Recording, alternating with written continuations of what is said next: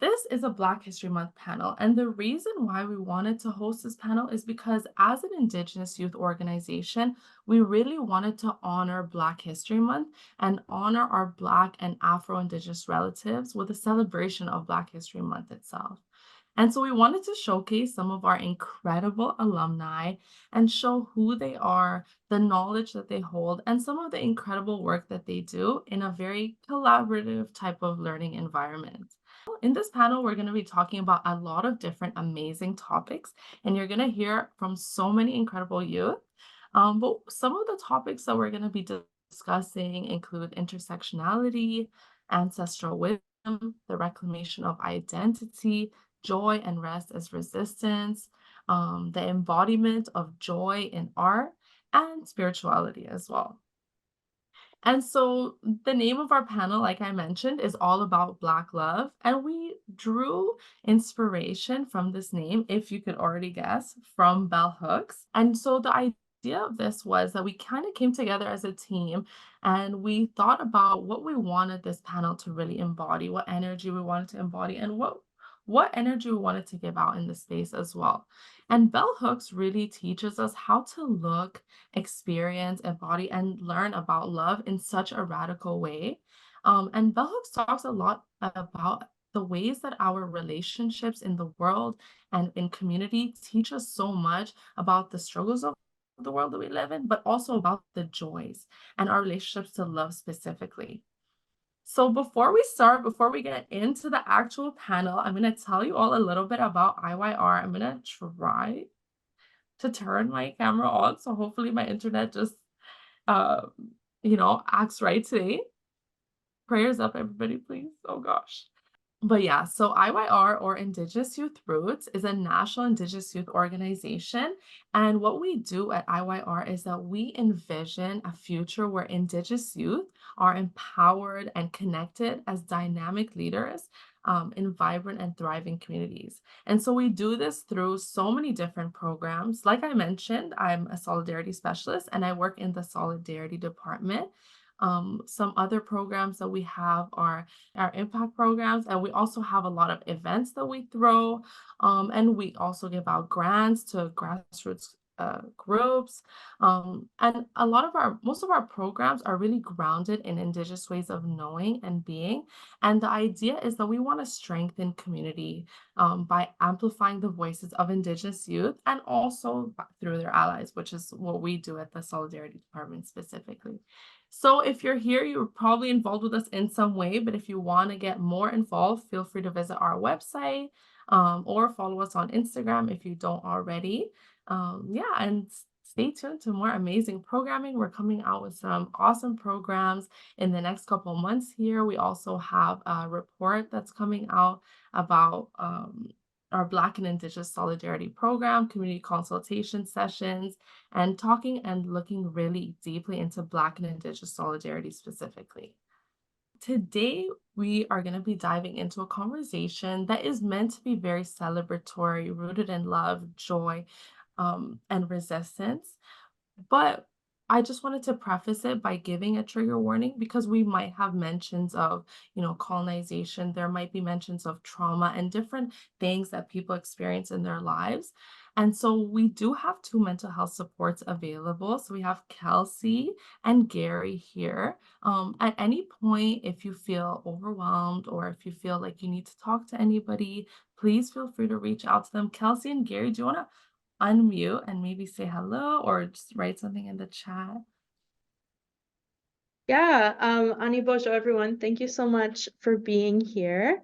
Yeah, so if you need any additional support, feel free to send Gary or I a message, and we're both happy to either provide support via like chat or even we can set up another Zoom link if that feels right for you.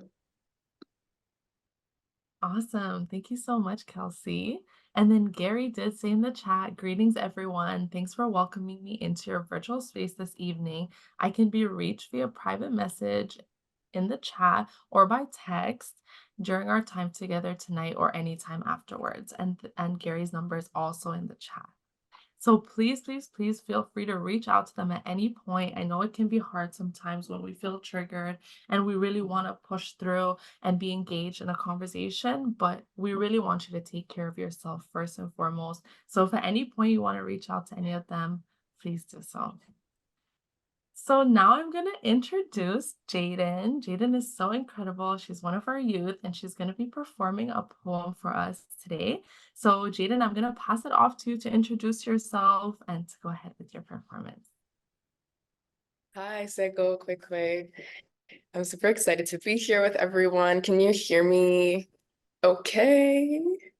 Yeah, cool. Yeah, I'm super excited to be here today. When Farah reached out, I was like, of course. Um, yeah, this poem that I am going to be reading today, I'm honestly a little rusty on it. I think I've performed it maybe once, but I really like the poem.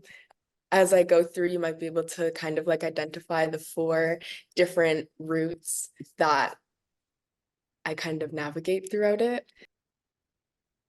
My roots keep me uplifted. Water trickles down my stem, creating contact with the land, connecting life with its birther. I help to bring beauty to their being, leaving the hands that planted us proud. In a storm standing taller than I ever thought I could, I know the creator of these greens holds me upright, saving energy so I can focus on me, get the water to the roots, get the water to the roots. I stand knowing that once the rain washes me clean, I must honor them for keeping these leaves bound to the ground that we strive on. My roots keep me strong. Feeling the fingers of aunties dance through these kinks and curls covered in oils full of nutrition. Castor and tea tree lathered onto these follicles, I begin to believe in their magic. I hope to bring beauty to their being, leaving the hands that tend to us with confidence. During days dedicated to wash, I spring with joy. Nurture your roots. Carrying generations of grandmothers in these braids, I grow with glory, thankful for their resistance through rebellion against society. My roots keep me calm. As the descendants of my originators gather in their spirits, bliss starts to rumble through stomps and rattles. I help to bring beauty to their being, leaving the hands that pass down these teachings and traditions with pride. Fighting through decades of genocide, I continue on resilient, knowing youth will need guidance. Parents hope. Don't take these roots for granted. Don't take these roots for granted. As the day dawns and spirits wake, my values remain. Honoring my forebears for the fruits that they've grown, may they rest knowing their soul still beats through mine. My roots keep me grounded. As my illustration is drawn out in words, my adventure into this world commences. I travel through the homes of this city, influencing enticing conversations. I help to bring beauty to their being, leaving the hands that paved the way for this future with peace. In times of confusion and despair, the creator of these rhymes rises, reminding each swoop and swirl the power of their being. Listen to your roots. Listen to your roots. When this pen can no longer muster the strength to dance across the page, I recall the stories of my community's advocates. Replicate the sounds of their battle calls so that they know in this fight, they're no longer alone. Yeah, go ahead. Thank you. Have a great night and a great panel. I'm so excited. Oh my gosh, Jaden, we got some snaps. Oh my gosh, we have I'm seeing hearts, I'm seeing claps. Oh my gosh, that was just amazing. Pre said, show Jaden. Think Farah is frozen again, but she was just reading Pre's message in the chat. So show Jaden some virtual snaps and love and reactions and chat in the chat box. And then I said, wow, chills. And we got some emojis. Danny says, so inspiring, so many goosebumps. We got some heart, some love. Celeste says, absolutely beautiful. Incam says, amazing. Kita says, heard and felt. Julius is giving some love in emojis. That was wonderful. Thank you so much, Kelsey. Gosh, you're really coming through today. I'm so sorry, everybody. I can't believe that my internet is acting like this. But thank you, Kelsey, for reading out everything in the chat. There's so much love going on there. I'm just so happy and so proud of you, Jaden. You opened up the space in such a wonderful way, and I just want to thank you from the bottom of my heart. And I love that you said their soul still beats through mine. That was so powerful. And I feel like it really shows the energy that's going to be taking place in this space. And so, with that, I'm going to say thank you to Jaden again. And I know you're all waiting to really see all of our amazing panelists. So, I'm going to introduce them. These are our amazing panelists, Shay, Sunshine, and Jaya. They're going to introduce themselves in a second. So, I think is everybody spotlighted? I'm just gonna wait for that. Wonderful. Thank you so much.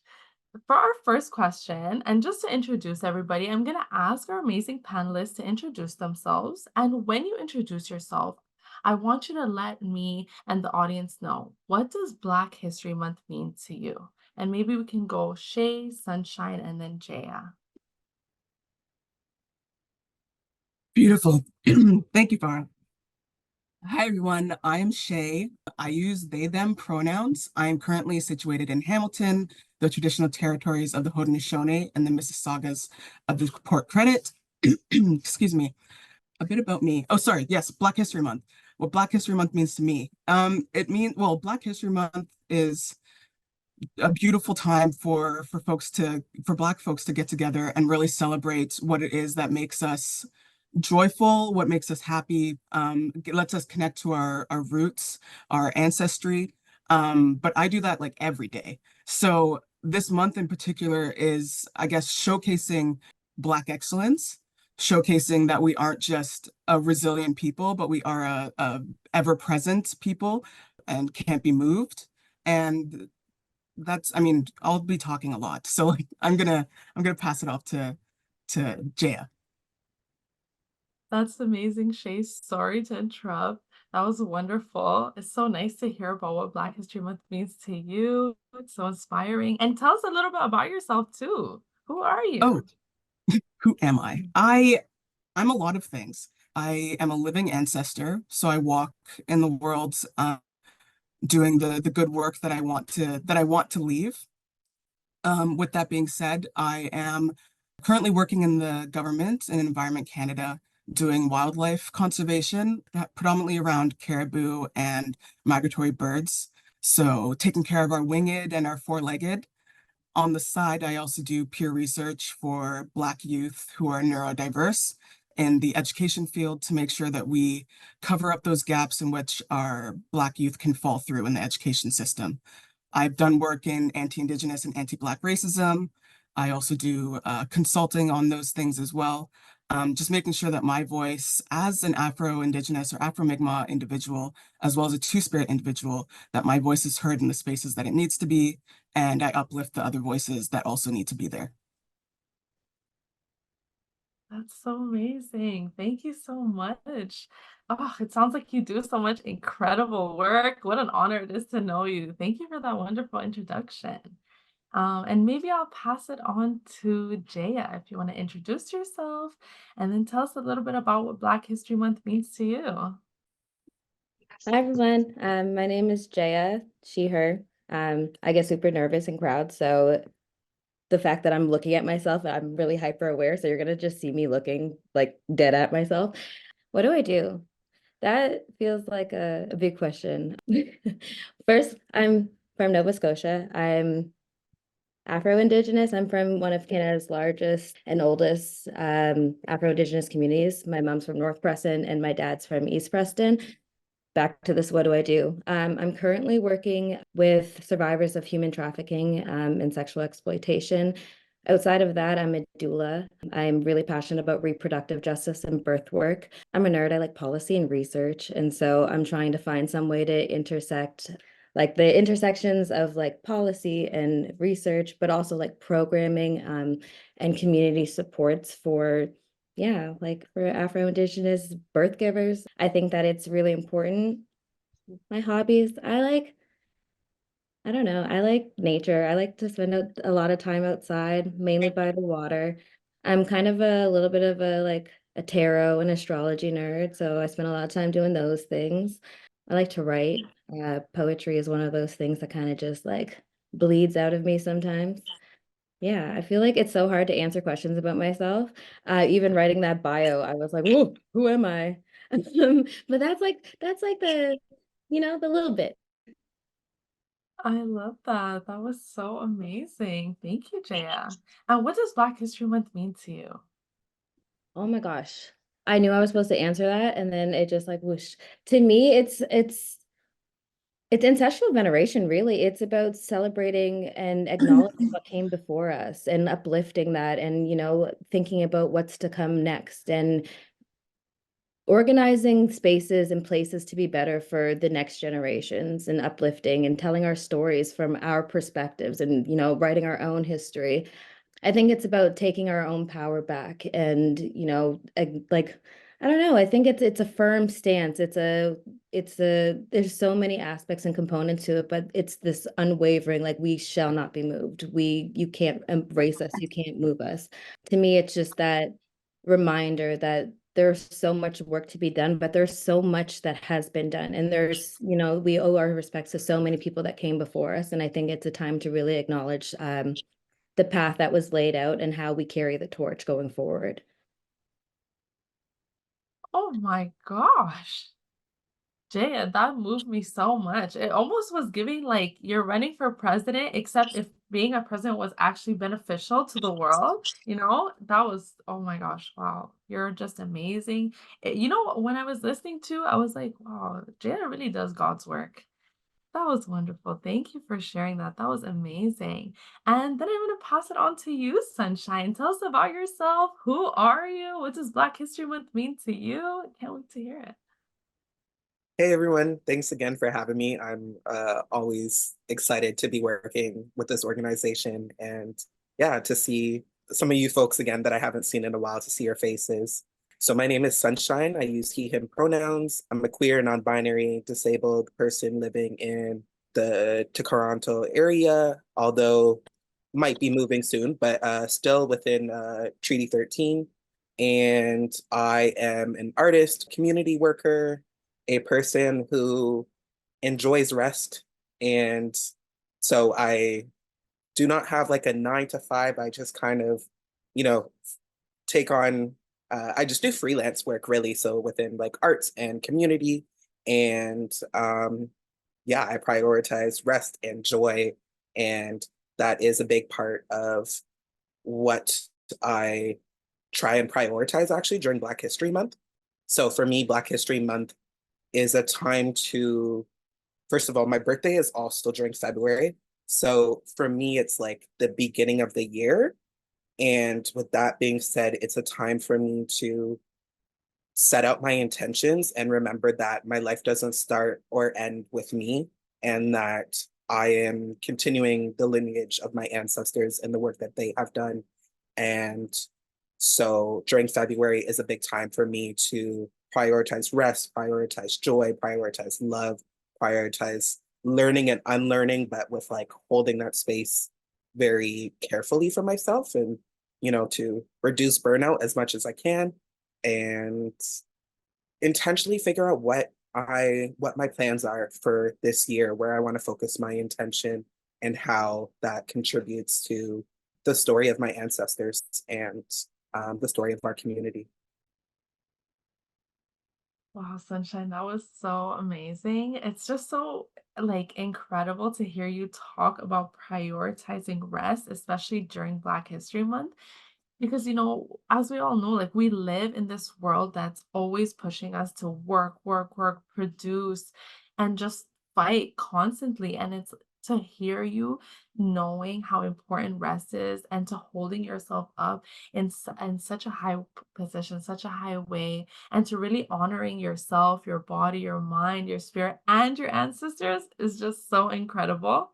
And I'm happy that you mentioned ancestors and ancestral wisdom and connecting with your ancestors, because that really introduces us to the next question and the next topic that we want to dive into. So, according to you, what do you think is the role of ancestral wisdom in the cultivation of Black futures and Black joy? How do you honor your ancestors? And maybe give it to you, Sunshine, since you already kind of started talking about the topic, and then we'll pass it on to Shay and then Jaya. Yeah, for sure. So how do I honor my ancestors? For me, I the more that I am like, the deeper that I go into my healing journey, the more I can feel their presence around me all the time. And so and my ancestors, my guides, uplifted spirits. And for me, this year, or I guess technically last year, 2023, I started to work with an organization called One People. And so with that organization, I've been able to practice Reiki work or like receive Reiki healing and have tarot read so that I'm able to even more directly speak to my ancestors and have them guide me. And a lot of that is just seeking out the wisdom that they have for me and just like trusting in them, but also allowing them to empower me to trust in myself and know that a lot of the answers I already have within me, thanks to my lived experience, but also through theirs and the spirit that I can feel through them. I honor them by living, by loving, by staying committed to my healing, no matter how hard it can be at times. There are times where, I personally feel like I'm looking at the world and I'm like, I can't do this. I want to give up, but I am able to go to them in those moments and to feel them and have them guide me. I also honor them by through my art. That is a huge part of it. Using the medicines that the earth has provided and using them to connect, as well as through the liberation work that I do and the ways that they remind me of, what my next steps need to be and how to stay grounded in that and remember the overall picture of our interconnectedness. And yeah. Oh, that was amazing. It really spoke to me when you said that you trust in your ancestors and you listen to your ancestors when they empower you to trust in yourself. And I think that that speaks so much about who you are as a person and just the ways that your ancestors speak through you and give you that wisdom that you now carry into this space and in the world around you. That was just so wonderful. Thank you so much for sharing. And then who did I say I was gonna pass it to? Was it Shay or Jaya? Jaya? Shay? Oh, It was me. Shay. Okay, I'm gonna pass it to you, Shay. Tell us, what is the role of ancestral wisdom in the cultivation of Black futures and Black joy, in your opinion? And how do you honor your ancestors? Thank you, Farah. Sunshine, your answer was absolutely beautiful. And I would say essentially the same thing. The role that ancestral wisdom has portrayed or played in my life and the cultivation of how I see my future and my own Black joy, well, my own Afro Mi'kmaq joy. My how do I word this? They play a huge role in just how I navigate every space that I'm in. They're constantly behind me, in front of me, beside me in the work that I do. And whenever things get relatively hard, or I feel like the journey of healing and self-compassion and all that stuff gets really emotionally heavy, I remember that I'm not the first one to be doing this work, nor will I be the last one to be doing this work. And it's important work to be done and to be had. And my ancestors gave me that strength and power in those words and that fire in my belly in order to do that work for a reason.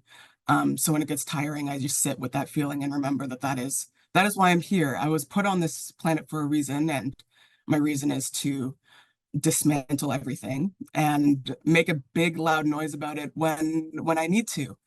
Take up my space joyfully, loudly, proudly, as huge as I need to be and where I need to be and in doing that work. And with that, the ancestral wisdom is like a foundational pillar of of strength and resilience, but also in staying, in being solid in your foundation of who you are as a person.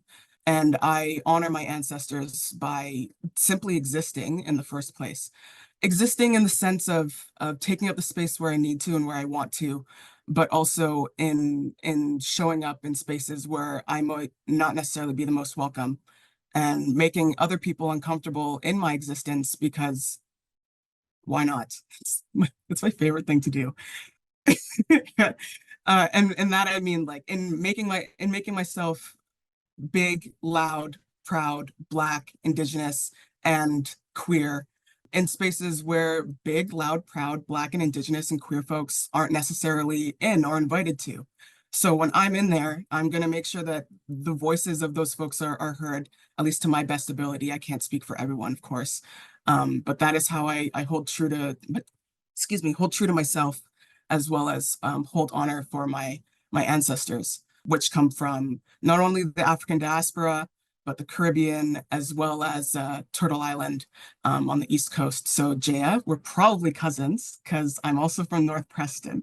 I'm a Gray slash Smith slash Collie, so we'll talk later. We probably have family. It's so Um, funny. I met a colleague yesterday and she was like, we're cousins. yeah, see, beauty. So that is what ancestry is, and honoring our ancestors by building that community connection as well with my now newfound cousin and kin, Jaya, and moving forward in a good way when it comes to doing the work that we do. You know, this is so hilarious because of the hundreds and millions of people in the world to be on a panel together. Of course, we chose two people that are probably cousins because we took it in at one point. We were like, they're both from the East Coast. I'm pretty sure they're from the same place. I don't know. Let's just put them together and see what happens. But I love that so much. And Shay, I just love how you're talking about taking up space joyfully and loudly. Because I remember the first time I met you, I was just like, who is this person? Why are they so amazing? Every single thing that you were saying. So for context, everybody, Shay, like we officially met in person during our BIS community consultation session that was in person that took place last year. And Shay was just like every idea that they were talking about, everything that they were telling us we needed to do was just so incredible. And I was so inspired. And that's why we were like, we need to invite Shay onto this panel. So thank you for saying everything that you said, Shay, because you're showing everybody else exactly why you're here. And you're taking up space very loudly and very proudly and joyfully. And you have a beautiful smile and you're amazing. We love you. And with that, I'm going to pass it on to you, Jaya. Um, in your opinion, or in your life, what is the role of ancestral wisdom in the cultivation of Black futures and Black joy, and how do you honor your ancestors? Oh, wow. Even though I know you're going to ask me this question after hearing Shay and Sunshine, like everything both of them said. And I think I would add that for me, it plays a lot. I know for sure. I mean, like to the point where I'm like spirit broke my foot. It was like you're walking down the wrong direction and I broke my foot and then I really got into my own spirituality. And I think that for me, my ancestral relationships play a huge relationship and even my relationship with myself. I think that once I started seeking out those answers and those relationships and, that communication and asking for it, I was made more aware of my surroundings, more like focused on being in the present moment, asking for a sign and then having to pay attention to see that sign come to fruition. But being patient enough to know that it's not going to come immediately and it might take days or weeks, but that doesn't mean that I wasn't, heard or that my prayers are falling on deaf ears. I think that ancestral veneration and that relationship for me opened up this idea of like really being wholeheartedly support. I had my like I don't want to get into religious talks, but my family they're Baptist. I grew up in the church and yet I never felt that connection with prayer until I thought that I was talking to my family members, you know, like it was really after my grandfather passed on that I was like, no, there's someone out there that's listening to me. There's no way that that man would just disappear and not, you know, look out or hear from me. And then, you know, you see like swans in places like Mississauga, like what the hell are the swans here for after I just said that I want to see you? And I think that a lot of instances like that, and being open and mindful of like everything I believe is just what I've been taught, you know, and just kind of taking a moment to be like, I am open to more and I want to receive more and I want to communicate with you. I want to see you. I want to hear you. So those little interceptions of, you know, strangers on the street that lead me to a song that has words in it that just make sense. And you know what I mean? Like there's just all of these things where they started happening once I started asking and looking for it and setting up an altar. And I think that's really how I honor my ancestors. I think it's, you know, going to the water and talking to it and going to the forest and, you know, being in nature and speaking out loud and, you know, saying my truth, but holding the fact that spirit follows me where I go and, you know, bringing that into the work that I do and how I do that work, even though I'm often in Western and colonizer spaces. I say as I'm at work right now, but You can scream colonizer if you want. You don't have to um, whisper. Oh, but it's because you're at work. Sorry. yeah, no, I'm still, I say what I say. And that's the thing. I think that it gives me that freedom of being who I am in spaces, but calling um, that need and recognizing that missing component of a lot of Western supports of like, no, actually, we're missing the spirit. We're missing connecting people to the land and to themselves and something that's bigger than us. You know what I mean? And so I think for me, that's really what that it's that reminder that like I'm nothing in the grand scheme of thing, but you know, just a pin in the wheel. Like I'm just moving things forward, but it's not the journey's not all mine and it's not just me, but like finding like-minded people and doing those things, you know, like I think celebrating and rituals and recognizing and bringing back ceremonies and all of those things and honoring the spirits that are with me all of the time are like just ways that I pour back into my ancestors. Sometimes it's, you know, like feeding them and like there's just so many ways and things and listening to what they want. Like sometimes it's a bottle of whiskey and other times it is, you know, like a sacred plate and, you know, an entire ritual. And sometimes it is just talking to them or clean water on an altar or a white candle and just calling them in and, you know, really looking. And this is a really long answer. I'm so sorry. But I think it holds a lot in terms of how we recognize our future and how we move forward. Because I think all that has been missing for so long. So many of us within the diaspora have been disconnected. And I think that, you know, those of us who feel that connection and feel that calling, like that's not for no reason. There's that resurgence isn't for no reason. I think that there are those of us who are really being pulled and called because we got healing to do, we got work to do, and we're not alone in doing that work.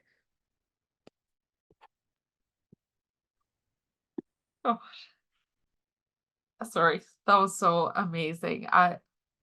I'm actually like, I'm so taken aback by everything you just said. I don't know if you saw, but there were so many moments where when you were speaking, everyone was like nodding. At one point, I gasped and covered my mouth, and then Shay started laughing, and I was like, You everything that you said from when you were talking about how you connect with your ancestors and really thinking about who you're praying to and envisioning that, and how the things in this colonial society are missing spirit and how important it is to connect to the land.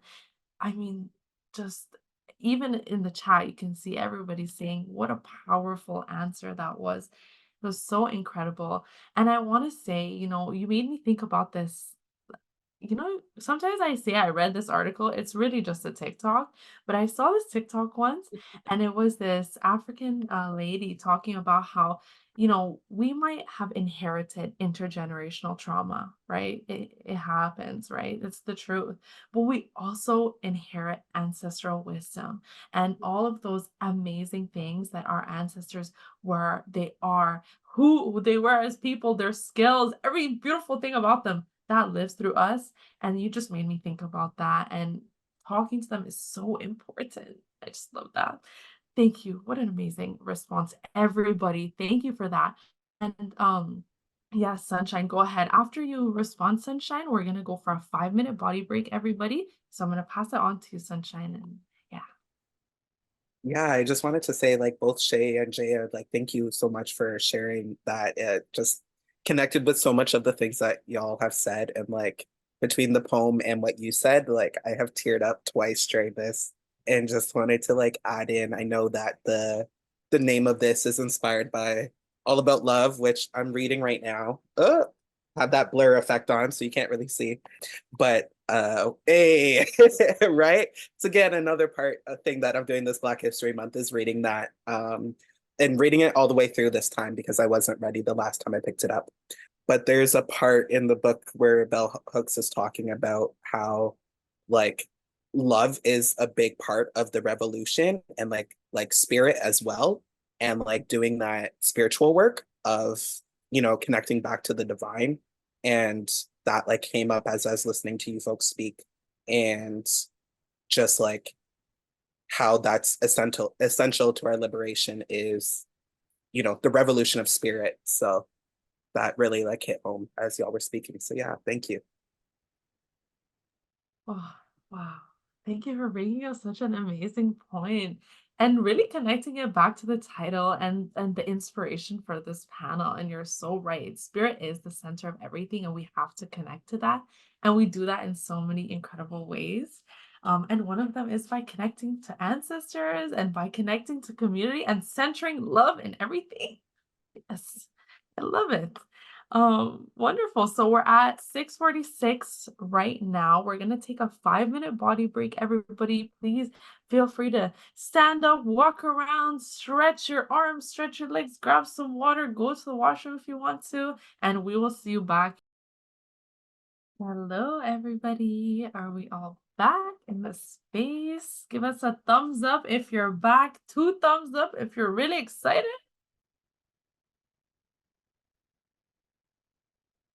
If I had 3 arms, I would have 3 thumbs ups. Also, can I give a quick shout out to the ASL interpreters? Because you're the best. Shout out to y'all. We love you.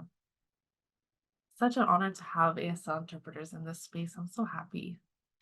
Alrighty, it's 6:53. We're gonna get started again. Welcome back, everybody. I hope your body break was restful as a 5-minute body break can be, but we have some more amazing topics that we're going to be discussing, and I'm sure you're all as excited as I am because I'm really excited. Up next, what we're going to be doing is we actually wrote up, well, with the help of our amazing panelists, we wrote up some personalized questions for them. So what we're going to do is I'm going to ask you these questions, and we're going to start with Sunshine, then go to Jaya, and then Shay, you're going to go after Jaya. Okay.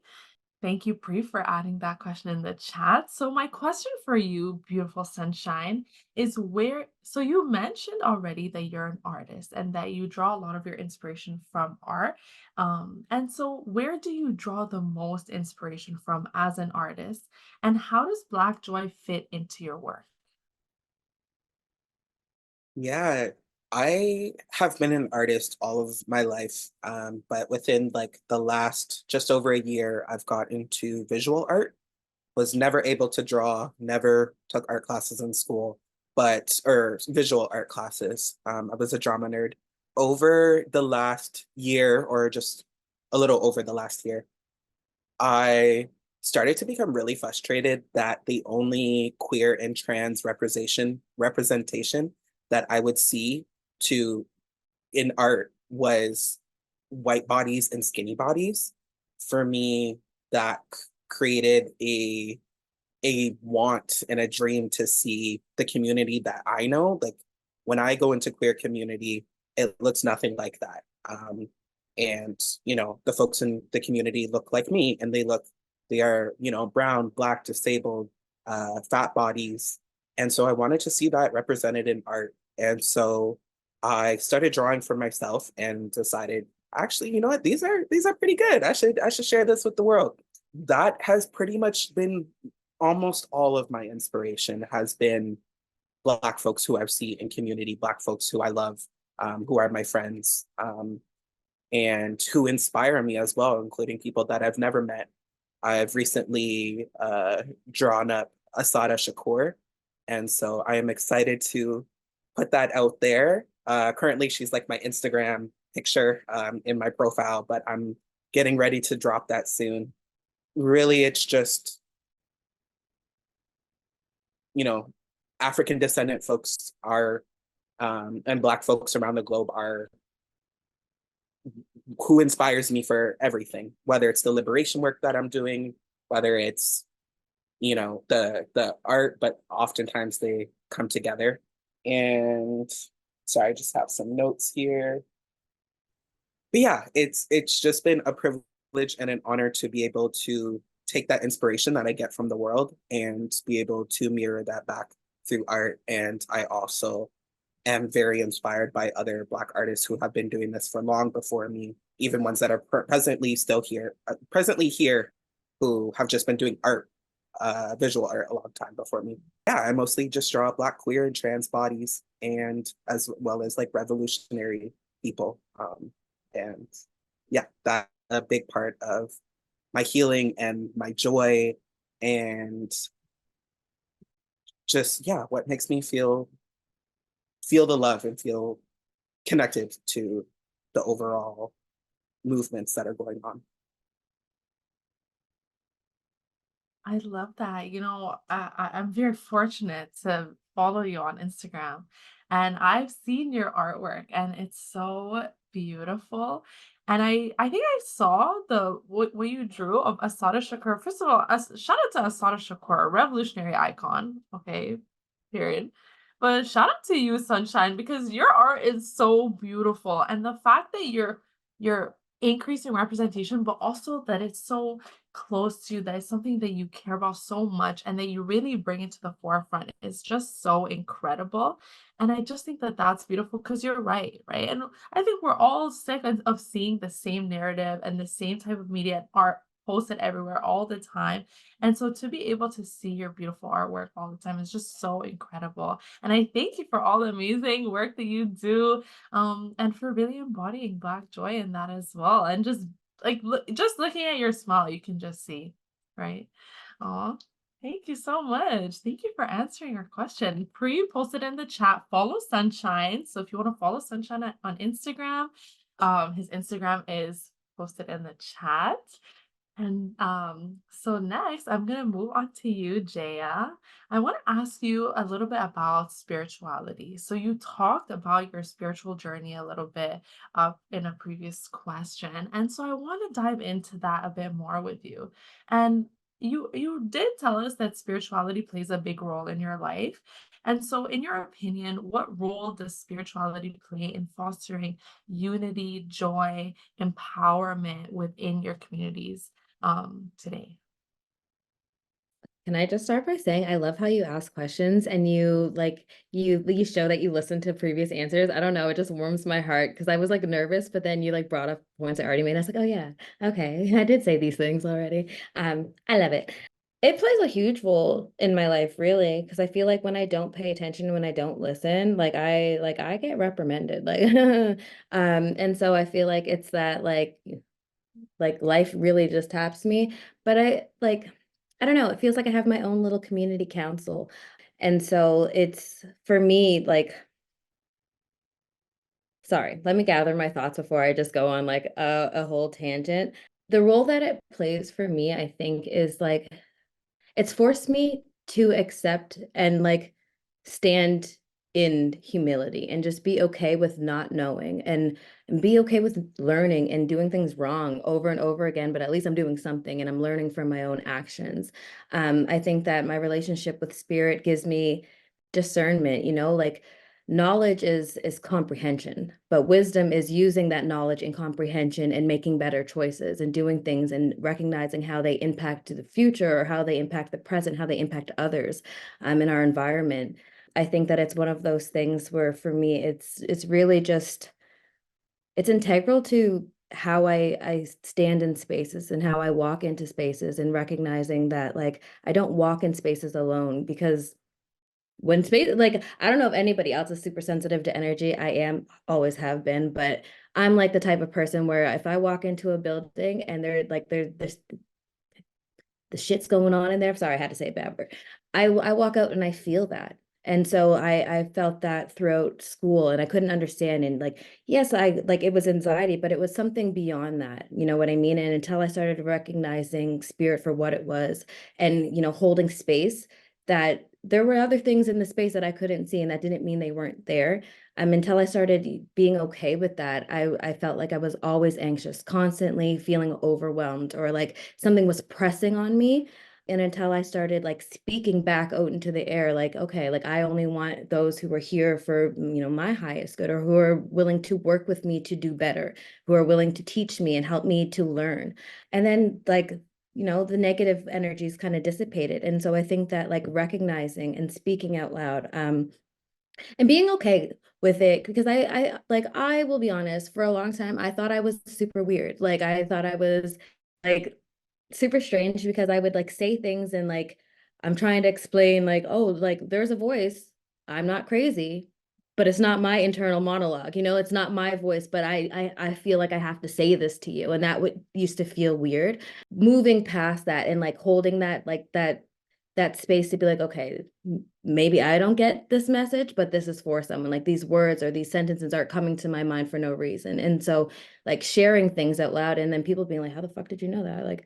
Like how do you, why are you saying that? Like I just had this conversation, and seeing all of those things align, I think validated the experience that like spirit is listening. You know what I mean? Like spirit is there. Sometimes it does the talking for me. Working with cards really did that for me. Like I would like do readings for people, and they would like message me back a few months later and be like, oh my God, everything you said happened. And I'm like, what did I say? Like, I don't remember.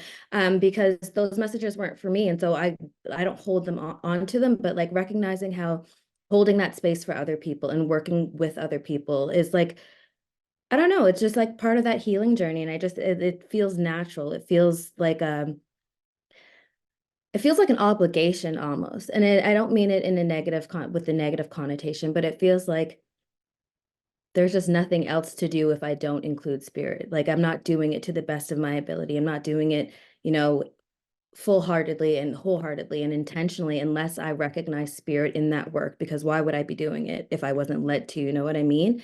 And so I feel, even if it's just an internal connection, it feels like it's an outpour. It feels like a responsibility for my community to bring that back, and to recognize and to celebrate, and and to uplift the ancestors and those who built our community, and where our history comes from. This is also a really long answer, but yeah, I don't know. It plays a lot into recognizing how things have been and how to be of service going forward. And like that means going and seeking wisdom from those who have come before me, you know what I mean? And so yeah, I think it really for me holds a lot of like, gives me the grace to be okay with not knowing, but the fuel to find out. And just trusting that spirit's going to guide me and support me on that journey. Every time every time anybody on this, anytime anybody says anything, I feel like I'm like, sorry, you have to respond, but I can't respond because I'm taken aback. I'm like, I'm lost for words. That is just incredible. But what I will say is, because I do have to think as I say, but shout out to you for taking that in, because I'm trying to be very like, present. Everything that you're saying is so wonderful. And I feel so inspired to be in all of your presence, and it's just so incredible. But I feel like it's so evident that spirit really speaks and exists and just manifests through you. And I think that that's so amazing, because myself, like I'm learning so much, and you make me even want to be more connected to spirituality in that way. And I feel like it's such a hard thing to have sometimes, because living in this world, like we're told to focus on all of these things, but we don't look at the most important things like spirit, like connection, and hold them up for what they are, right? And I think that you're such a good, amazing example of how powerful you become when you tap into that side of you, and that voice inside of you, whatever it is, whatever it's saying, right? And really trust and believe in that voice. And your spirit is listening. That's incredible. Speaking things into existence and manifesting it, just saying what you want, what you need is so powerful. And That was just incredible. That was amazing. Thank you so much for sharing your wisdom with us. That was just awesome. And speaking of wisdom, we have another intensely wise, incredible person, Shay. I've been dying to ask you this question for so long because I feel like you talk about this a lot in your work and you embody this in everything that you do. And so we're going to shift the conversation a little bit into intersectionality. And I want to ask you, how do you see the intersectionality of identity, for example, gender, sexuality, disability, and how do you see it playing a role in the Black experience? And why is it important to you to highlight these diverse narratives within Black history? Thank you, Farah. That's I've been since you contacted me about the panel and wanted to know what kind of questions or what kind of topics I wanted to talk about. Intersectionality, as you said, is always something that's been with me, just due to my own lived experience and how I present to the world and how people or how I like to present myself to the world. However, it's not necessarily something that comes up when people perceive me, mainly because I am very Black presenting. So my indigeneity gets erased a lot in interactions. I don't think my queerness anymore gets erased in interactions simply because I have a septum piercing. No offense to anybody who isn't queer and has a septum piercing, but like I have a septum piercing and like, anyway, the stereotypes that come forward with queerness are very present in my outward presentation. Also, if you have a septum piercing and you don't identify as queer, anyway, not time for existential crisis. So let me answer the question. I have various amounts of intersectionalities, one of which is relatively new, which is a neurodiversity diagnosis of ADHD. And I'm sure something else. There's something else rattling around in there. And with those, with my gender being non-binary or two-spirit more specifically, I have to move through a lot of spaces, carrying a lot of different traumas, carrying a lot of baggage that isn't necessarily my own, and working through that and maneuvering myself through that while also taking into consideration my own safety and other people that will come after me's emotional safety and psychological safety. Intersectionality and identity is something that's really, really important to me in the work that I do and how I show up in spaces because it's identity which encompasses all of who you are, but it plays a crucial role also in how it shapes my experiences or my experience as an Afro-Mi'kmaq two-spirited person. And with that, there's complexity in my Blackness, being a person who is from the Black diaspora.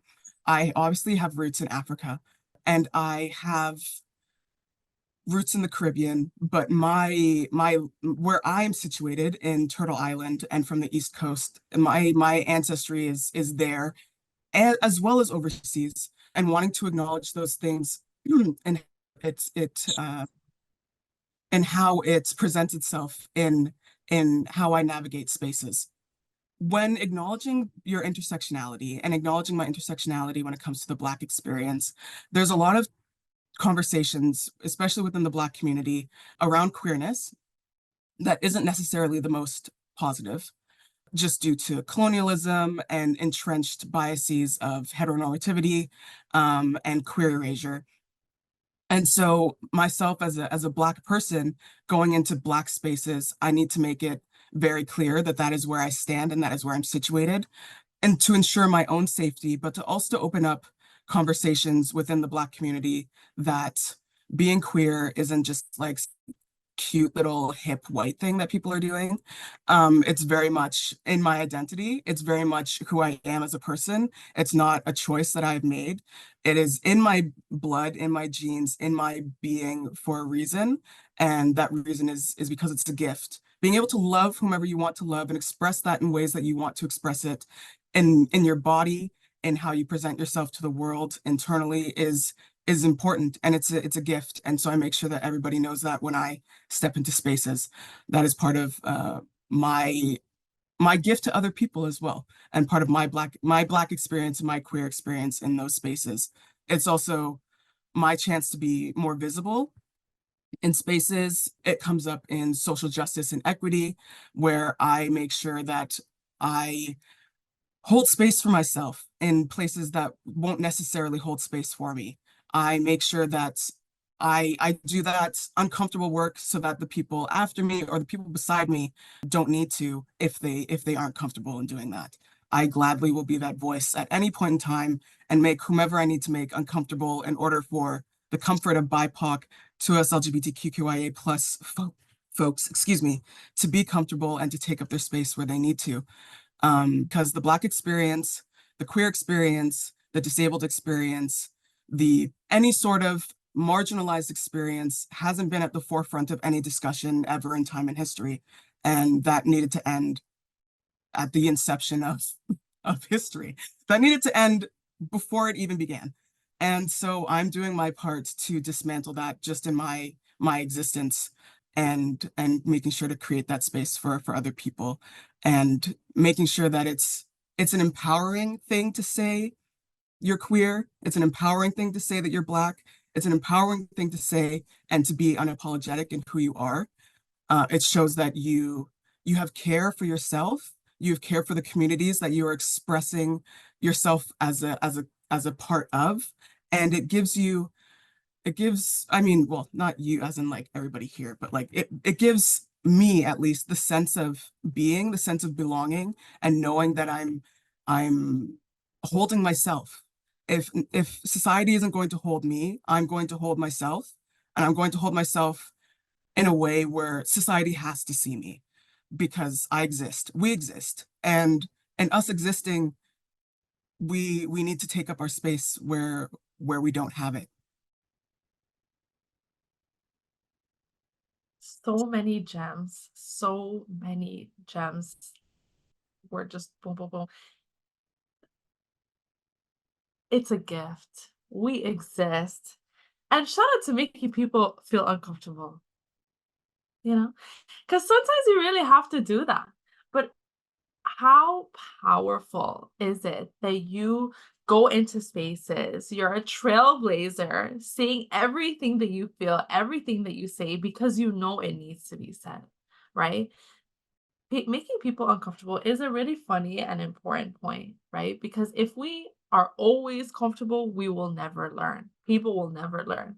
And a lot of these ways, these hateful ways of being, are so entrenched in our society. And the only way to talk about them is to the only way to combat them is to talk about them openly and honestly, because they're not part of us, right? As BIPOC, they're not part of who we are, right? And so we have to actively fight them all the time. And that's what you do, Shay. And I just love that. And I'm sorry, I just really laughed when you said making people uncomfortable because it's so important. We have to have those opportunities to learn, and you can't learn when you're comfortable.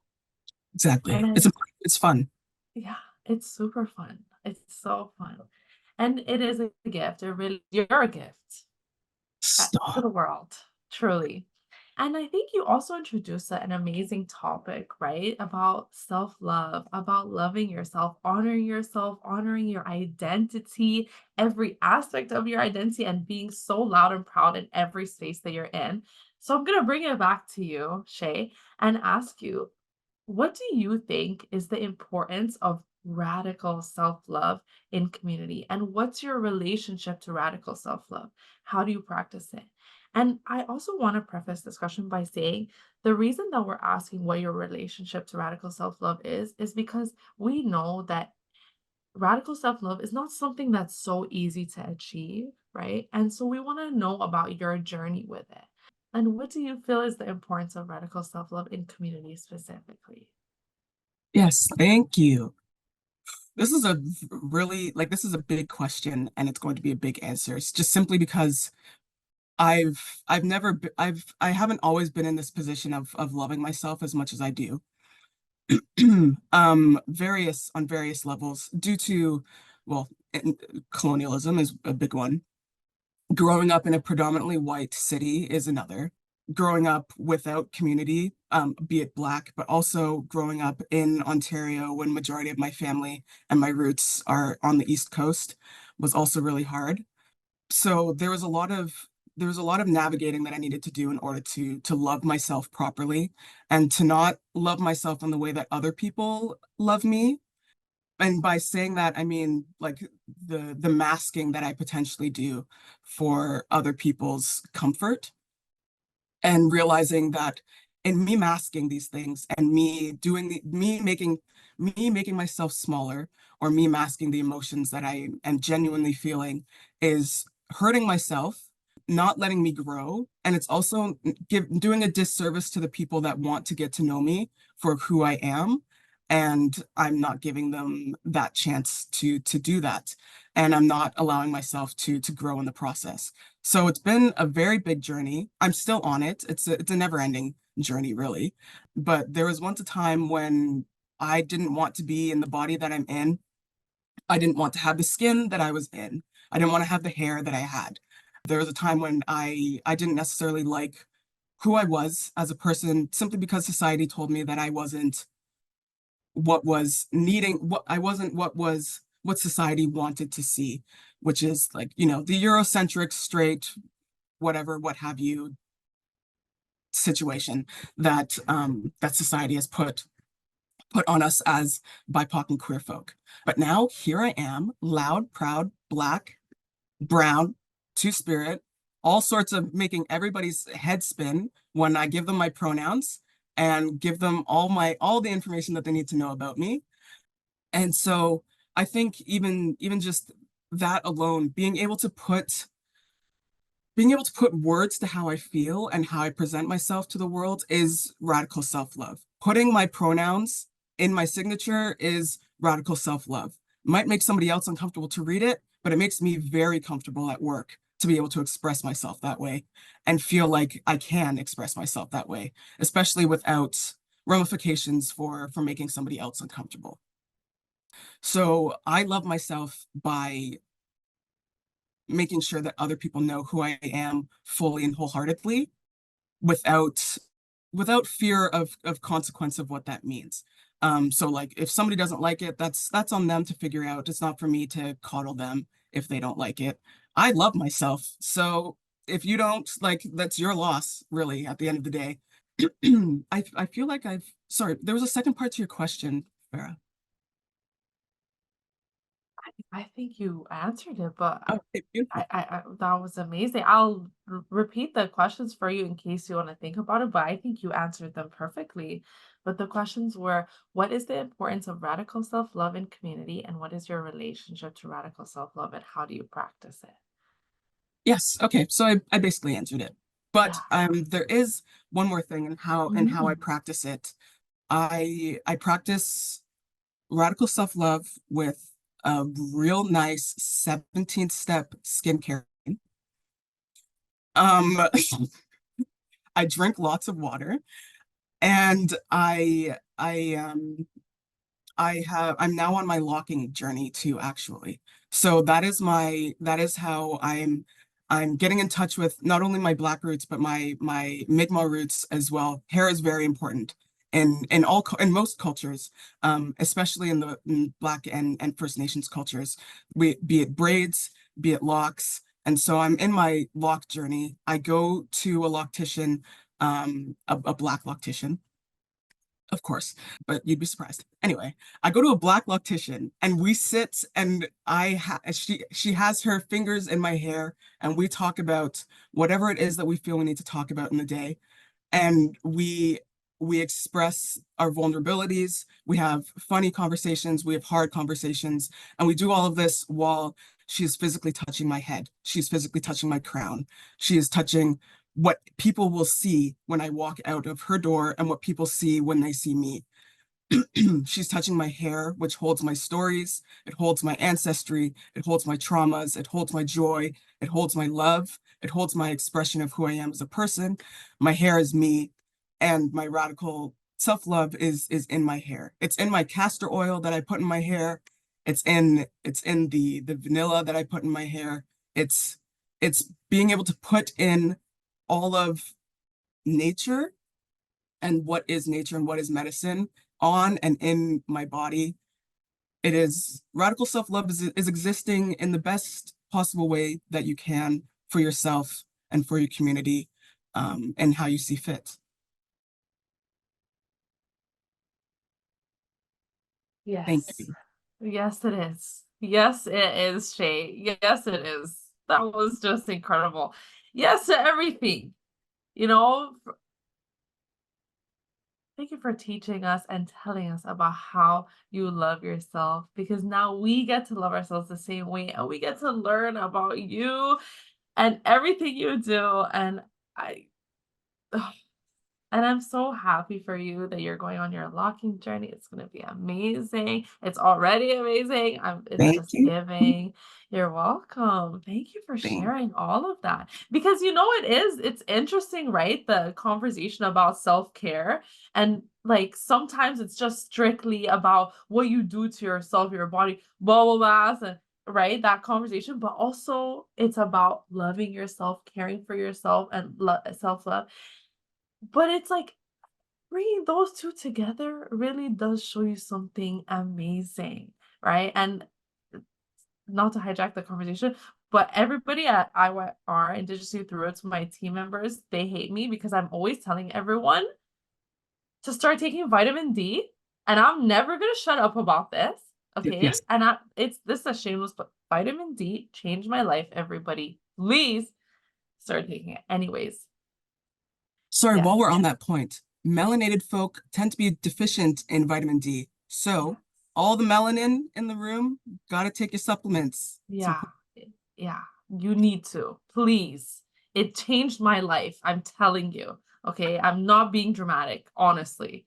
But thank you, Shay. Thank you for sharing that. That was just so amazing. Um, Tech support says, take your vitamin D. Yes, I bring this up every day, every morning. Everybody's asking me, how are you doing? I say I'm amazing. I feel great. I want to live life because of vitamin D. So thank you, Shay, for bringing up those amazing topics. And I'm going to pass it on to Jaya. Tell us, what do you think is the importance of radical self-love in community, and what's your relationship to radical self-love? How do you practice it?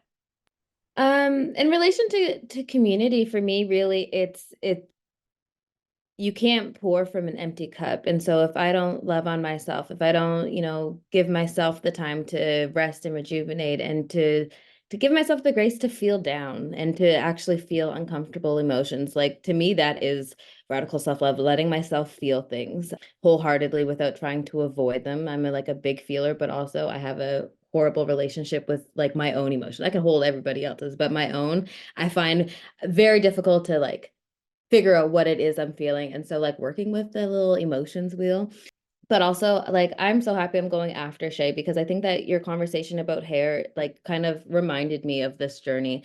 And like I wouldn't say that I didn't love myself before the pandemic, but I will say it was not the same. And so like just shaving my head was like the start of that journey, like balding. And like I was like, no, I'm a bad bitch without the hair. Sorry, I keep cursing. I'm a sailor. I'm an East Coaster. I'm sorry. Um, but like no, like proving to myself that I was still a bad bitch without hair, like that started and sparked that journey of feeling confident in spaces where like my hair wasn't the first thing people complimented or noticed anymore. And still feeling like I took up space, even if it wasn't, like a messy bun on top. And then as it was growing back, like really like being intentional and like mixing up products and pouring in. And then when I could get a comb through it, like speaking things into it and affirmations and combing my hair and like saying nice things to me and letting that grow and like thinking about how that process was like really like now the braids are to my hair length, but like when I was bald, it was like it felt like I was like almost like a shell of myself and like redefining who I was without the things that I thought I should have or I thought I should be. Sorry, I've lost my train of thought, but I don't know. Like I think it's one of those things where, like I said, it's the reciprocity. You can't really give something if you don't have it. And so I think that that means like I would love to say all of the answers like the bubble baths and those are great, but I think sustainability in terms of self-love and self-care is what's important to me, and that's my relationship. How can I practice these things if I have nothing? How can I still be kind to myself without, external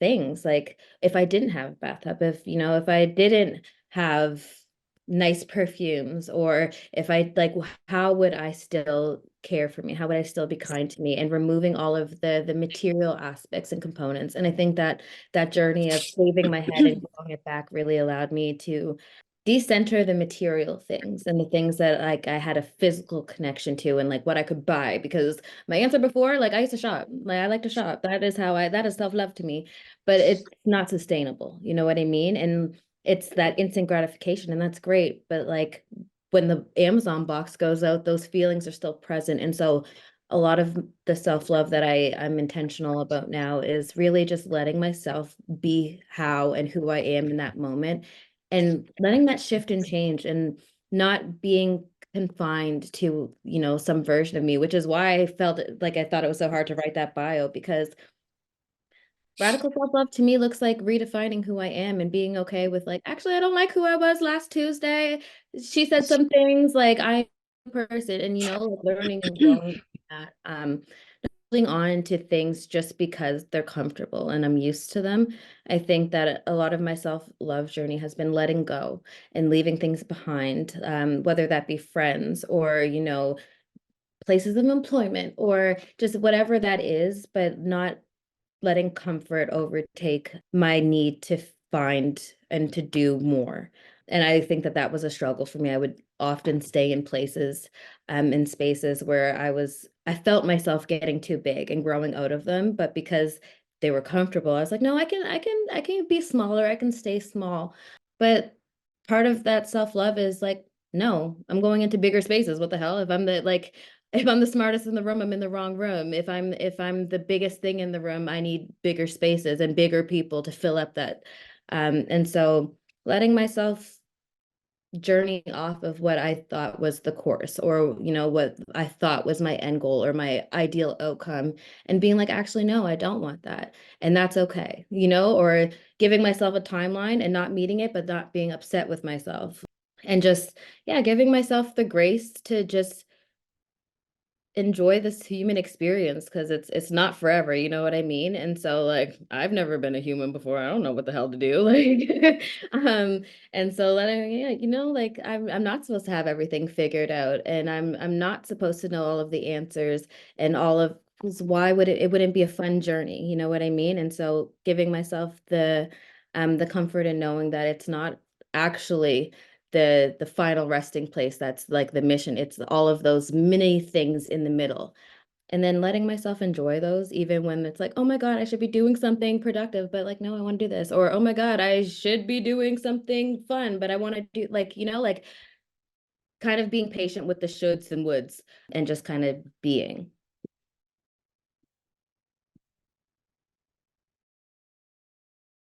Wow. You know what? Everything that you were saying reminded me of this like quote that I saw on TikTok, which is let go or be dragged. And I think that what you said is just so incredible and so powerful, because change, love, self-love, embracing things in life comes from the ability to know and listen to yourself when you need to let go of certain things, to embrace change, right? And to leave things behind, because sometimes we hold on to things with everything that we have, because we're like, I need this thing, right? But you let it go. Like, you shaved your head. I cannot imagine shaving, but now you're kind of making me think I place a lot of my like relationship with myself in my hair. And so Yeah, so that's did I. That's why I had to cut ties, because I was like, oh my God, like I have to be more than this. Like I have to yeah, be. Like, yeah. and also when I say I've never been a human before, I really mean I've never been this human before. Period. Like I've never been this one.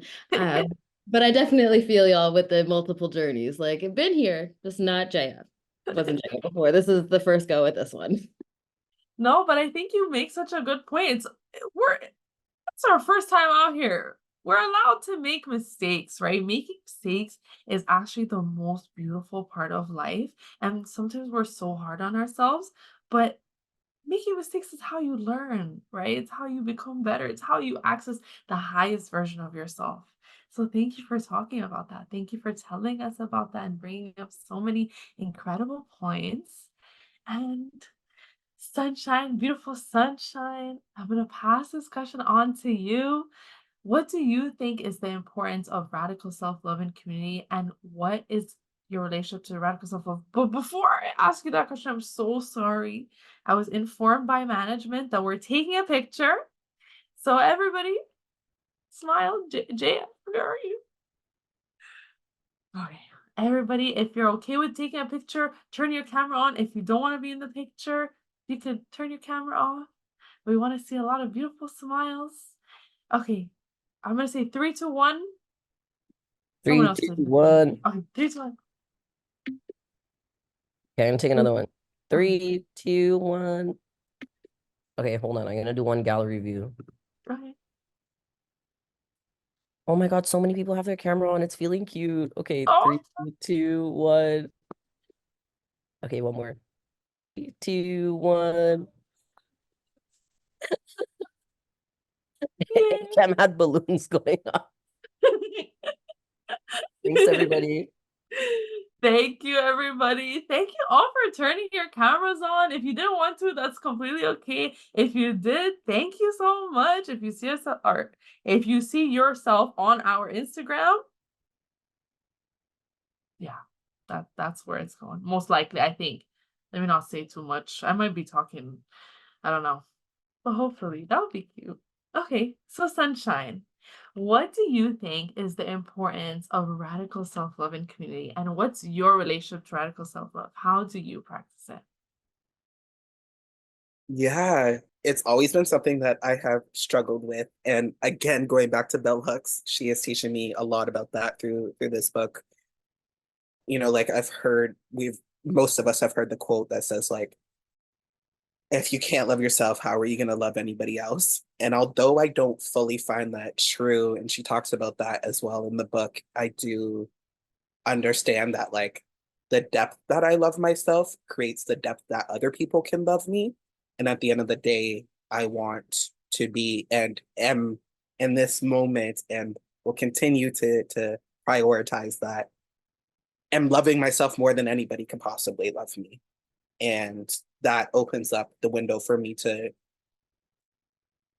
only choose people who are going to treat me the way that I'm treating myself and that I deserve to treat myself. And yeah, like deepening the depth of other relationships as well as I do that. But just like I've never lived alone before until this moment in my life. I was somebody who, I mean, since I was a child, I always was scared of being alone. I was, scared of the dark, all of those things like that. But in this chapter of my life, I find so much joy and so much love in being in my own like solitude. And I no longer feel alone. I feel the spirits with me. And I yeah, it's really been such a different experience, just like getting to be alone and getting to unmask and getting to be all the versions of myself whenever I want to be, however I want to be. So I think like, yeah, that's what, is the importance of it. And then when it comes to like how I'm doing that for myself, a little bit deeper into that, for me, that's something that's always changing. So like I could speak on this for like 20 minutes, but to talk about like currently, also I wanted to touch first on the hair piece was definitely a big piece as well. As a trans mask person, when dysphoria was really bad and I was, I guess, like changing my perception of my gender identity, I shaved off all of my hair. And for a while, that made me feel like very, very stereotypically masked and all of those things like that. I felt very handsome. And I was somebody who, like, I needed that barber once a week, once every 2 weeks at max. Like, the lineup had to be on point. That's when I was feeling myself. But I haven't been to the barbers in a long time now. Like 6, 8 months, something like that. And so I'm just allowing my hair to grow it is. And I'm not doing the lineup. I haven't done a shape up, and that feels really good. And that feels like radical self-love for me. Because as well, as y'all, some of you folks were saying, like there was a lot of ties to, how I looked with my hair. And so, and like yeah, just like a lot of my pride was in my hair. And although that's not a bad thing, I didn't want that to be everything. And I didn't want that to be the only thing that people looked at me and defined me, my beauty by. And so, yeah, letting go of that and then also reclaiming that as I let it grow and letting it grow without that shape up in that lineup. So that is one piece. I get stuck in shame cycles. I'm a person who lives with borderline personality disorder. And so the shame cycles can be really bad. And I am not allowing that to continue anymore. And that has been a very big part of radical self-love for me is that I am realizing that I don't need shame to hold myself accountable for when I make mistakes or do things that aren't, in line with my highest self. And so when I do things that don't align with my values, or I make quote unquote bad decisions, whatever it may be, I recognize it, I look at it, I figure out what I want to do next time. And then I just love myself and I love on myself. And yeah, and I create that space to be like, even though we did that thing that was really shit, we're still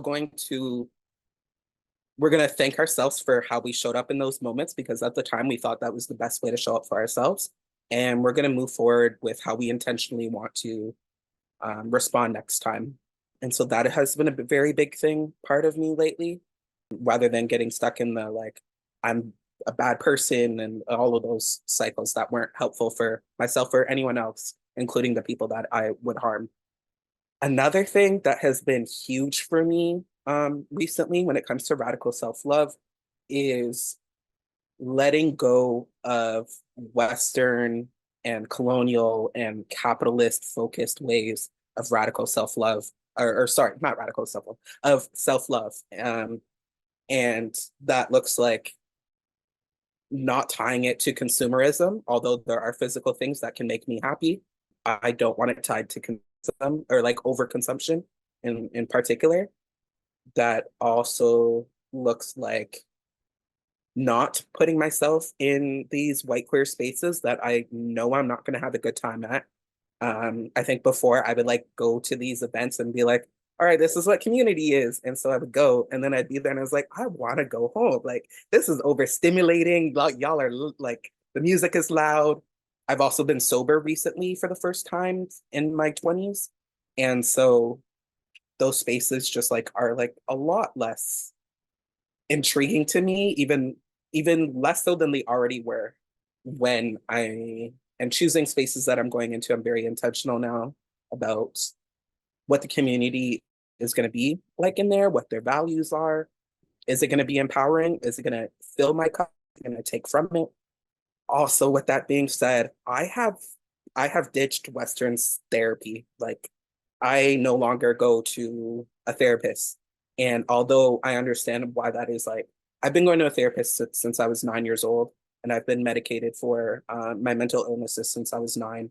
And I've come off my medication, and I don't go. I let my uh, last recently, I was seeing a counselor, so I've let her go. And although she was amazing, I just realized that, when you've been in therapy for like 15 plus years now, and I felt like it only took me so far. And the rest of the work that I need to do is something that is way beyond Western psychology can understand. And I also realized that all it was doing was teaching me how to cope with the systems that were in place. And I don't want to cope with them, I want to demolish them. So that is something that somebody can only help me with who is like aligned with me spiritually as well. And Western psychology doesn't allow for that space. They also have like procedures that they have to use when you say certain words or bring up certain things. And that was very dangerous for me. So I have let go of the idea that that's going to be the thing that will heal me, and have started working with spiritual practitioners who can help me with my healing journey in other ways that are more connected to ancestral roots, as well as just redefining what community looks like for me, redefining what love looks like for myself when I look in the mirror. And I feel like all of those things have been like self-love that has allowed me to break cycles that were harming me so much. And it was like opening up this new chapter for me that has been amazing. And I'm excited to keep going down this road. And also want to say that if any of those things work for you, go for it. Therapy, medication definitely worked for me for a long time. It just isn't anymore. And so, yeah, it's time to let those go. I think that like you bring up so many amazing points, and one of them is that different things work for different people, and you're talking about what works for yourself. And I love therapy. I'm in therapy finally. My friends have been like, "Girl, you need therapy for like a couple years now." And finally, I'm in therapy, but I understand what you mean about like that for me, it's going far because but it does only take you so far because it makes you feel like comfortable or complacent or like coping, like you said, with the world around you and the systems of oppression that you're dealing with every day. And it's like, okay, if I do this, everything's gonna be okay. If I do this, everything's gonna be okay, and I'm gonna feel better.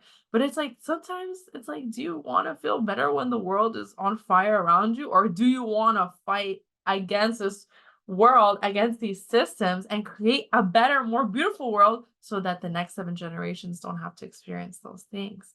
Right. So thank you so much for being so honest about your experience, everything that you do for radical self love and radical self care. I think that was wonderful.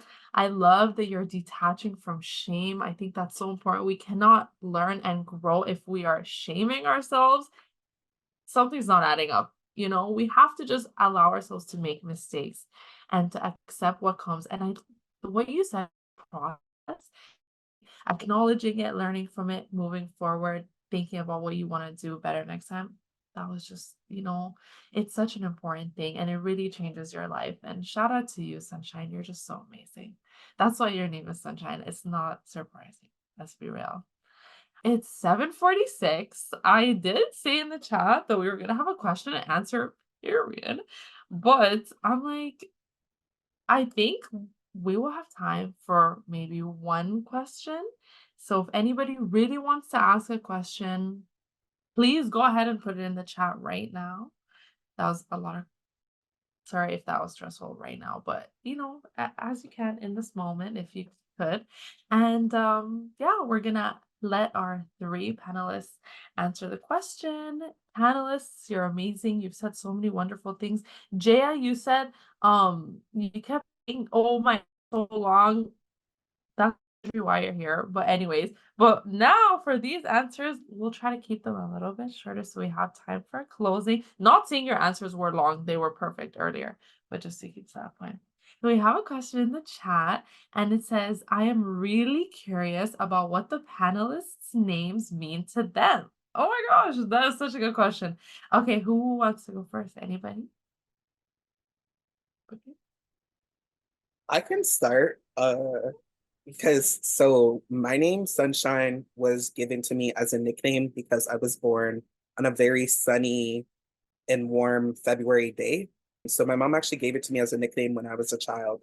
And I, through my trans experience, at first I changed my name to something that was like traditionally seen as like a man's name or whatever. And I still have that on my legal documents in case, I don't know. I like to have a Govey name and then I like to have like a chosen name. Yeah, the Govey name is one thing, and then the chosen name is Sunshine because I wanted to reclaim that. So yeah, it was given to me. Yeah, the Govey. So it was given to me by my mom, and she just said that because I was born on a very warm and sunny February day, and also because of my smile, which I mean, Farah has said, I be smiling. So yeah. I love that. I love that you said I'd be smiling or whatever. That was so cute. Amazing. Thank you for answering that question. And thank you for that question, by the way. That was so good. Um, who wants to go next? I can I can go next. Okay. My name is a nickname. I go by my govey is Shanice. My nickname is Shay. For the longest time, I went by this nickname mainly because growing up in the city that I grew up in, white folks can't say my name. So I gave myself the nickname of Shay. But sitting with this question and sitting with the spaces where I choose to use Shay and where I choose to use Shanice, I'm realizing that I use Shay in a lot of more intersectional, more like accepting open spaces. I'm gonna sit more with why that is. I feel like a lot of it has to do with I don't know, being able to like show up more for myself in those spaces and choosing to use my nickname instead gives me like that I don't know. I'll sit with this. This is a good like I'm having like an existential crisis at this moment in time with this question. But also shea, I mean it's spelled differently. I spell it with a Y, but shea butter is like medicine. I put it on my skin, I put it in my hair, and it's my username. So I feel like it also brings forward like my blackness and me being unapologetic in my blackness and in my roots of my African diasporic roots. So like that's the short answer of it. I might write a paper on this now, though. I'll send it to the person that asked this question if they're curious. I love that. From now on, I'm just gonna call you Shea Butter. Yes, please. Yes, you're smooth like shea butter, you know? Exactly. Okay. Love it. Thank you so much for answering that question, Shay. And Jaya, what about you? I don't know. This is like, thank you for this question. This is a really good question.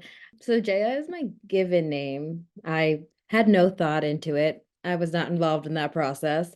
And so honestly, it's a name that I feel like I had to grow into my name. I did not like it before, because people wouldn't pronounce it properly and they would say Jaya, or like they just wouldn't say Jaya. And so, like, I grew up in, like, I'm from Nova Scotia and that's where I am right now, but I grew up in Oshawa, Ontario before moving to Brampton. In Oshawa, I was like, "Oh, I hate my name. Like, why couldn't my name just be like Jessica or Ashley or something like that?" But then moving to Brampton, honestly, and being in the community, like, I didn't know that well, I kind of knew that my name was Hindu. But my mom didn't name it me that for any reason. She just liked how it looked in cursive. But being in Brampton and, you know, friends with people whose Yeah. culture, like, they knew who Jaya was, and then learning about, Jaya from from the Hindu culture, that kind of like opened me up to my name and like its power and its value. There was someone who like met me on I don't know if anyone has heard of the app, what's it called? Clubhouse. But like for a minute, I was in those rooms, talking, and like someone met me in there, and I don't know, she told me like the story. She sent me like papers and stuff, and it like I don't know, it was just like a really like I've been like, wow, I have a powerful name. I have a name that people only can only meditate on or only say once. You know what I mean? And so that was really like I feel like that like empowered me to be like, oh no, my name matters. My name means something, and to reclaim that. For a long time, I was just like insecure about my name because I Googled it and I think I was a kid. No, I know I was a kid, but it was one of those like stupid websites, and it told me that my name meant flat flower. And so for years, I just kind of thought my name was like, I don't know, I didn't think it meant anything special. And then it really took other people being like, do you know what your name is? Like, do you know who Jaya is? Or you know what I mean? And then being like, oh no, this is a powerful name. This is fitting. This is my name. So it took a while to reclaim it.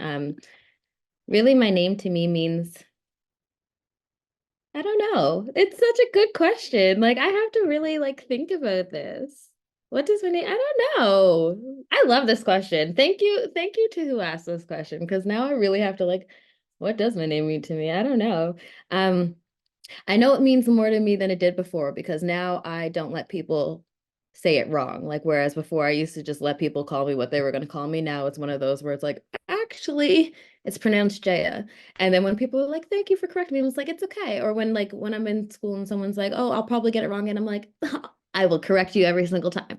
And like, taking pride in that. And like, I'm not being mean by telling someone how to pronounce and address me. And respecting myself enough to correct people, I think, is one of those things. My connection to my name, like hearing my name out loud, is always weird to me because like it's always J or JJ. So when I hear like J, I'm like, am I in trouble? Like, so like I don't know. My name to me is like this is a really good question. I love this question. I have to think about this.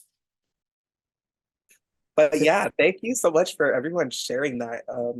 I never thought too much about the name thing for it like in a while. So yeah, that was like really beautiful to hear both of you folks, Jaya and Shay, as well as person in the chat.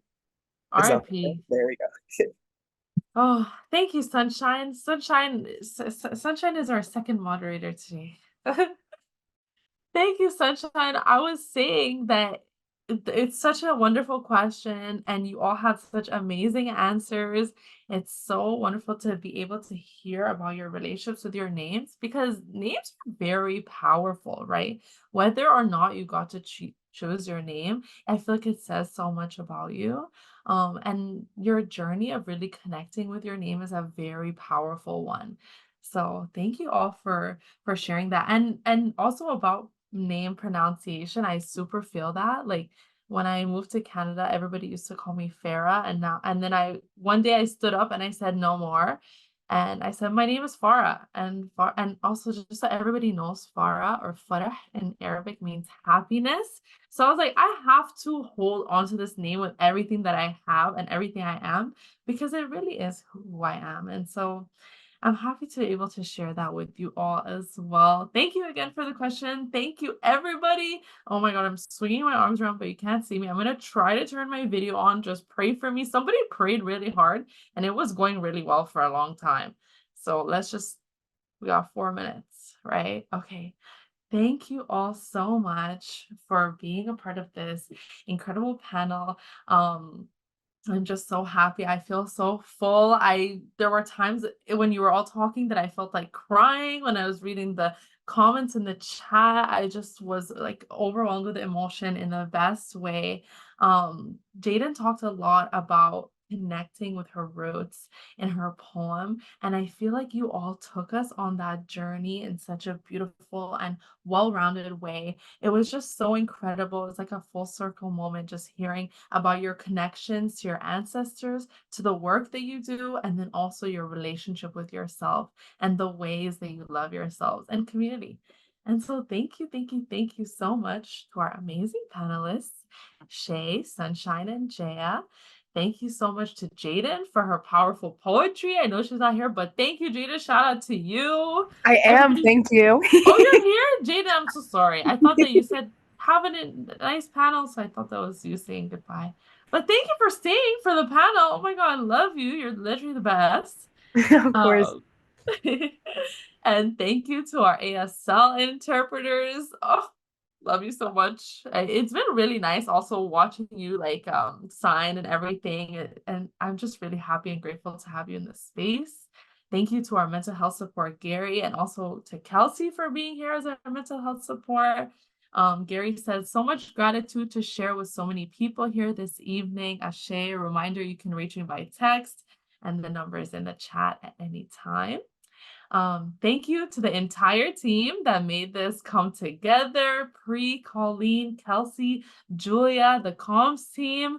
Pri told me to say myself too, so I'm going to say myself and for. And thank you to IYR in general. I love IYR so much. I'm so happy and grateful to just be a part of this amazing organization. And the biggest thank you to our attendees. Oh my gosh. There were like 47 people here at some point. You're all so amazing. Shout out to you. Let's all unmute and clap for our attendees. Oh my gosh. We love you. Thank you, everyone. Thank you, everybody. Thank you Shay, guys for Such a great space. I sharing. appreciate all of you. Anyone want to yell out any loving words before we all go? Thank you so much. Bama P. Thank you, everybody. A huge thank you for all of our amazing panelists. I loved this discussion. I was literally like I literally am speechless. So Chimigwech, and also huge shout out to Farah for being the most amazing moderator. Like wow, literally anytime like I witness Farah facilitate something, I'm just like wow, your goals. So Chimigwech for creating this beautiful space for us. Thank you. I'm just crying now. Thank you so much. That means so much to me. I'm so happy. I'm just honored to be around so many amazing people, and I'm just so grateful. And I learned so much today. So thank you, everybody. I'm so happy. Shout out to all of y'all. Okay, I'm not gonna keep you for any longer. Bama P, have an amazing night. Happy Black History Month. Happy Valentine's Day. I love you. Have an amazing evening. Oh my god. Bye, everybody. Amapi, everyone. Bye. Mama P. Bye.